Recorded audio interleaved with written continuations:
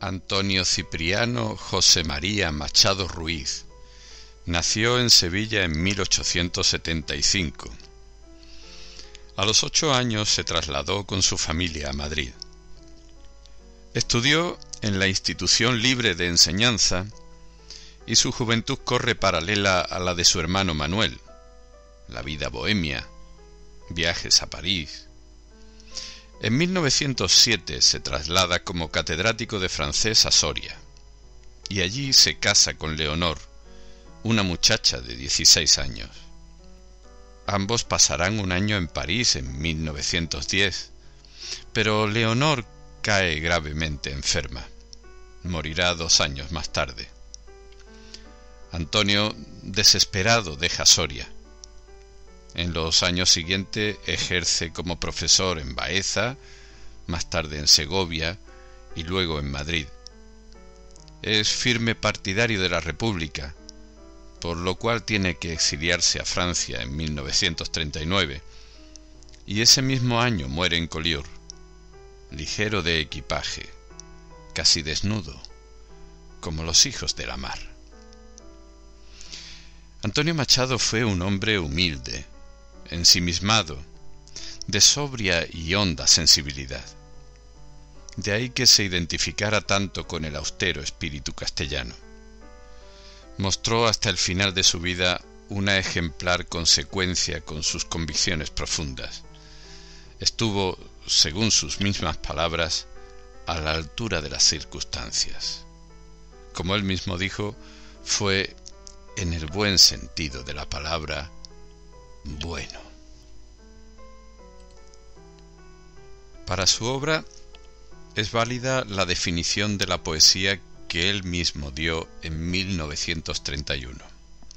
Palabra esencial en el tiempo.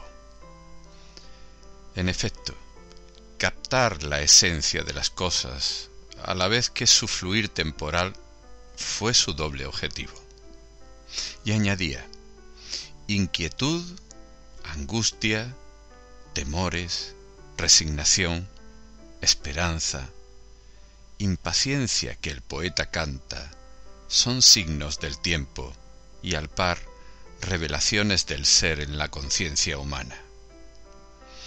Y más adelante habría de precisar: la poesía es diálogo del hombre con su tiempo.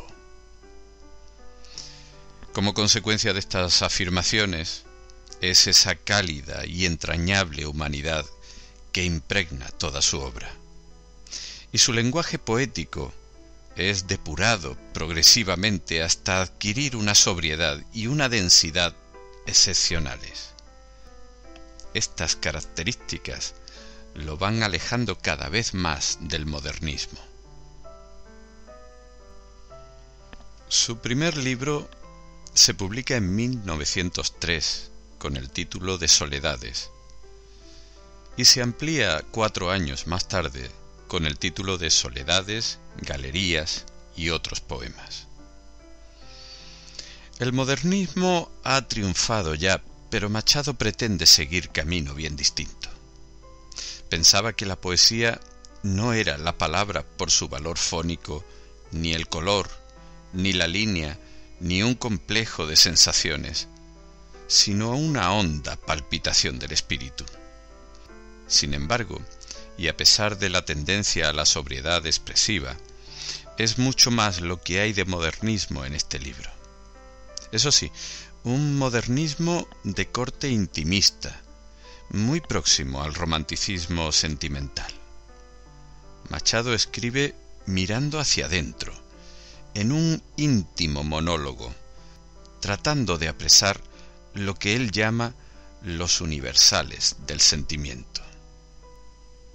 Esos sentimientos universales giran en torno a estos 3 temas: el tiempo, la muerte y Dios, es decir, el problema del destino del hombre, de la condición humana, pero también el amor, más soñado que vivido. Soledad, melancolía o angustia son los resultados de ese mirar hacia el fondo de su alma. Su encuentro con Castilla es un encuentro privilegiado. Como decía Pedro Salinas, Castilla es una tierra en la que Machado podrá seguir buscando el alma. Así es. Ante las tierras de Soria, exclamará: «Me habéis llegado al alma». ¿O acaso estabais en el fondo de ella? Campos de Castilla se publica en 1912, poco antes de la muerte de Leonor. Sigue habiendo en el libro meditaciones sobre lo eterno humano, sobre los enigmas del hombre y del mundo, pero ahora lo que domina son los cuadros de paisajes y de gentes, o las meditaciones sobre la realidad española. El paisaje parece recogido en algunos poemas con una objetividad absoluta. Así ocurre en A orillas del Duero o en la serie Campos de Soria. Sin embargo, una mirada atenta nos descubre cómo Machado proyecta sus propios sentimientos sobre aquellas tierras, haciendo una especie de selección que prefiere lo más adusto, lo que sugiere soledad, fugacidad o muerte, que son sus constantes preocupaciones. Otras composiciones, sin embargo, responden a una preocupación patriótica. Son poemas sobre el pasado, el presente o el futuro de España. En ellos se observa claramente una actitud crítica con lo que Machado se incorpora a las preocupaciones de la generación del 98. Por ejemplo, Por tierras de España, El dios Ibero, así como otros poemas añadidos en posteriores ediciones del libro, Del pasado efímero, El mañana efímero, Una España joven y otros. Conviene destacar, en fin, el largo romance titulado La tierra de Álvar González, una sombría historia en la que el poeta consigue revitalizar la vieja versificación en un intento de escribir un nuevo romancero. 1924 es el año en que aparece su tercer libro de poesía, Nuevas canciones. Lejos ya de las tierras de Soria, su obra sigue nuevos rumbos.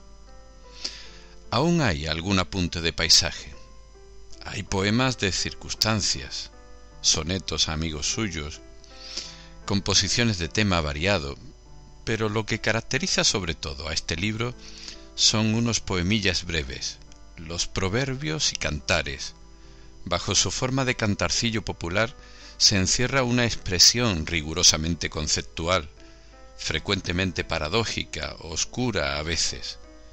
Son cantares de pensador. Las inquietudes filosóficas de Machado pasan aquí a un primer término. Su producción lírica se completa con los poemas compuestos durante la guerra, romances, sonetos, inspirados por el drama español. Destaca sobre todo El crimen fue en Granada, que es una emocionante elegía a Federico García Lorca. En prosa, aparte de su estudio sobre Abel Martín, que es un poeta filósofo inventado por él, y de las prosas varias recogidas en el título Los Complementarios, Machado es autor de una importantísima obra en prosa escrita en parte durante la guerra, Juan de Mairena. Juan de Mairena es otro filósofo y poeta creado por él. En sus capítulos, presuntas lecciones de tal maestro, nos ha dejado el autor valiosas y agudas reflexiones sobre temas poéticos, filosóficos, sociales o políticos. Por ello, es una obra imprescindible para conocer el pensamiento de don Antonio Machado.